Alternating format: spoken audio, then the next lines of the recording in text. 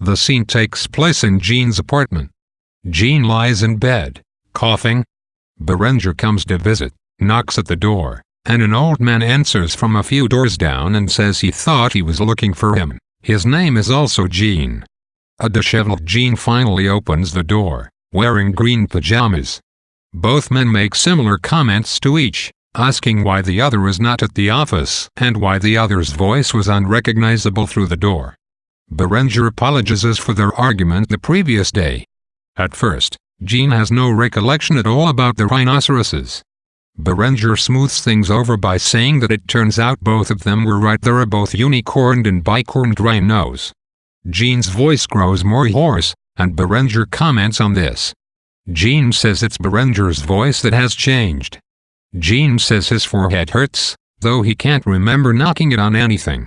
Berenger suggests he did it in his sleep, during a dream, but Jean says he never dreams, that he's always in conscious control of his thoughts. Berenger points out a bump on Jean's nose, and Jean investigates it in the bathroom. When he emerges, his skin is greener.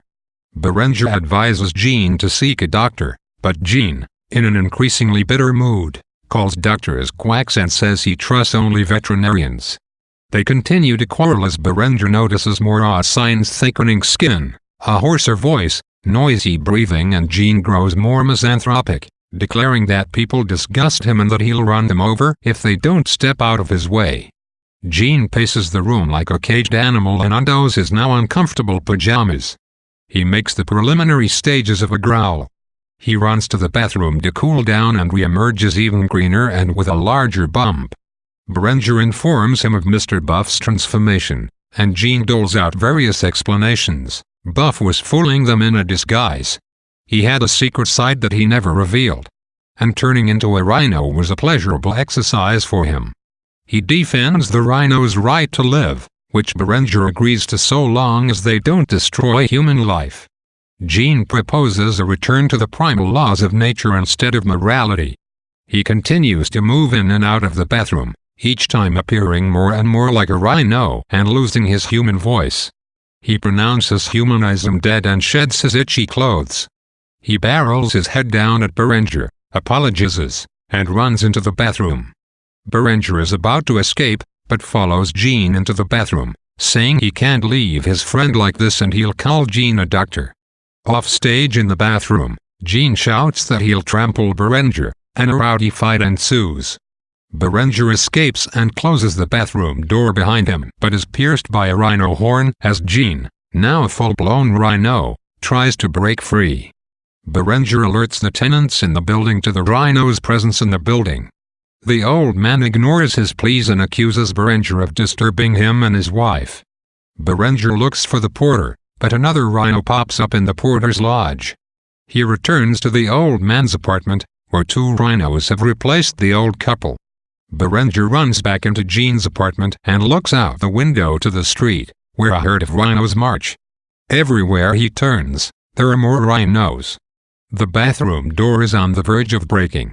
He throws himself against the wall and breaks through it. He runs through the street, yelling, "Rhinoceros!"